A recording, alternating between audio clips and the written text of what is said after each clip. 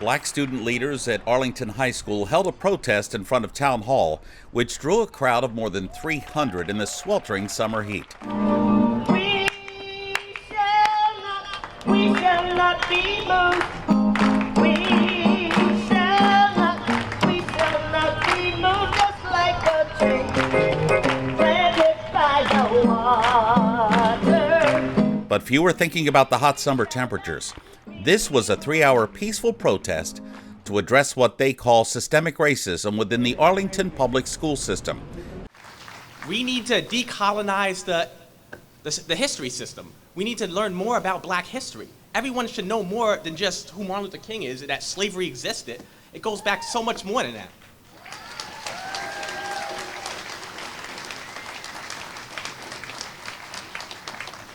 Our school system needs to touch on who Marcus Garvey was, who Medgar Evers was, who other people were. The civil rights system in particular was bigger than Dr. Martin Luther King and Rosa Parks. It was so many more individuals. And they were remembering the countless African-American victims whose lives were cut short because of blatant ignorance, brutality, inhumanity. Freddie Gray, Eric Gardner, Trayvon Martin, George Floyd. Today is the summer solstice, the longest day of the year. There is an eclipse tonight. And you stand here where? In Arlington, Massachusetts. Arlington? That's what I said when I got the call. Arlington? We stand in Arlington, Massachusetts. You are here to lend your support. You are here to stomp out systemic racism. You are here. And we thank you for being here. Give yourselves a hand for being here.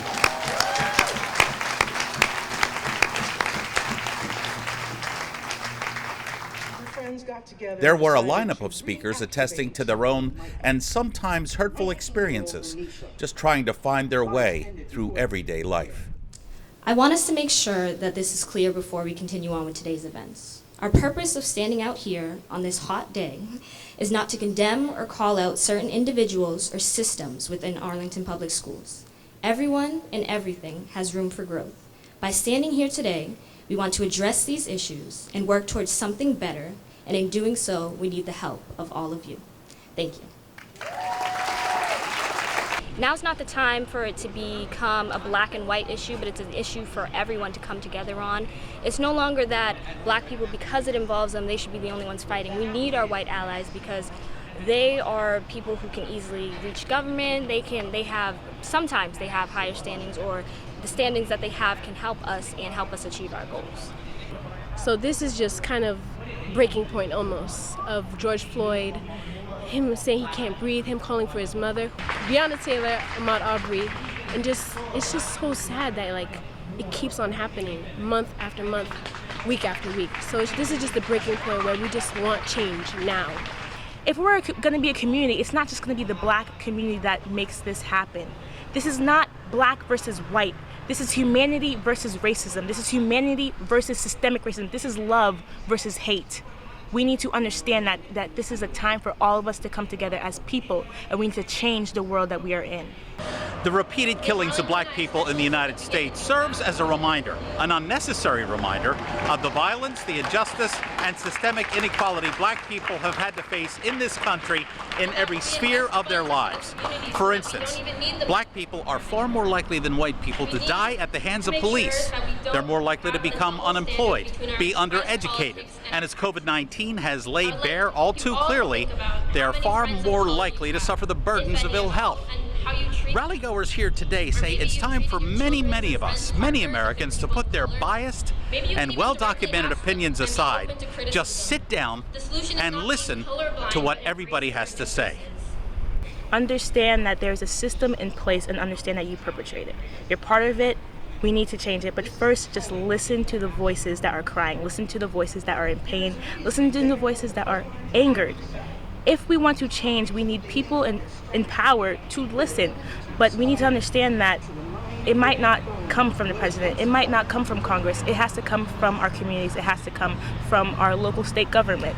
We need to change, we need to vote, we need to understand that our voices are heard, but we also just need to listen and listen to each other and listen to what is going on. I have 2 younger sisters. One of them's 14 months younger than me. One of them's 6 years younger than me. And I'd never, ever want them to feel the way I do. So we need to talk. It's long past the time to talk. And even when we talk, everyone needs to listen. It's no good if we talk and it goes in one ear and out the other. They need to listen and they need to change what's going on. I do not want to cry anymore. I do not want to fight the same thing over and over again. I want to fight for change. I do not want to dwell on the past. I do not want to dwell on the pain and anger for over 400 years we have been facing. I'm here to reform Arlington Public Schools. I am here to reform the community, but I'm here for change because we are tired of seeing young Black men and women get shot and killed. We are tired of them having to be isolated and not hearing their voice heard. It is hard, but we will not stop fighting. We will keep on going, and I'm very glad that all of you guys are here today to support me. I'm here because I think we've all just watched this happen like year after year. This is not even close to enough, but like I think it's just reminding people like once you've done this, that's when you just start sending emails to your representatives and calling people and signing petitions and donating. But it's just like a great way to let like the town know and everyone know that like this isn't gonna stop anytime soon. So. Among those in the crowd, Congressman Joe Kennedy III, who's challenging Senator Ed Markey for a Senate seat come November. Kennedy's people told ACMi News he just came to quietly observe, but that he was absolutely moved by the speaker's accounts, and it reminded him of why his family joined this fight so long ago. 100 years of delay have passed since President Lincoln freed the slaves, yet their heirs, their grandsons, are not fully free. They are not yet freed from the bonds of injustice. They are not yet freed from social and economic oppression. And this nation, for all its hopes and all its boasts, will not be fully free until all its citizens are free. So I'm obviously very proud of the contribution my family's made, but I think they would be the first ones to say that obviously our work isn't complete. That 52 years after 1968, one of the most tumultuous years in our history, we are still having the same conversations and still in a quest for healing. And that this has got to take more effort and more engagement and more courage on behalf of everybody, but in particularly white America, to recognize the fact that if we are going to actually address these issues, we have to be far more deliberate and intentional and aggressive about doing so. A lot of the people here, Black Lives Matter, a lot of the groups are saying, look, you have biased opinions with other races, not African Americans, but you have biased opinions that have lasted for years. They haven't gotten us anywhere. All we want you to do is listen. Mm-hmm. Why do you think that's so hard for a lot of our society not to get? Look, I think that's where this starts. It starts with recognizing the fact that the histories, the reality, the lived experience, obviously, that I have, I'm a very privileged white guy. It's going to be different than an experience that other people have. I mean, you learn about the Civil War and Reconstruction and Jim Crow and the Civil Rights Movement, but the Fair Labor Standards Act, the GI Bill, the Fair Housing Act, the myriad ways of local zoning laws that we still codify and prevent true lived equality and access to economic and social justice, largely based upon the calcification of racial disparities. And that's got to change. No peace! No peace! No peace! After the rally at Town Hall, protesters then made their way to Mill Street and Millbrook Drive. George Floyd! Whose lives matter? Black lives matter! Whose lives matter? Black lives matter! Whose lives matter? Black lives Finally ending their 3-hour rally in front of Arlington High School. Banners were then attached to the red construction barrier currently lining the sidewalk along Mass Ave.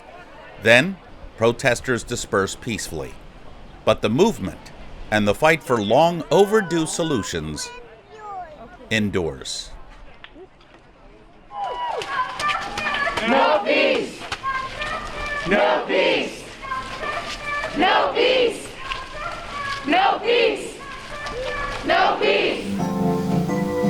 We are confronted primarily with a moral issue.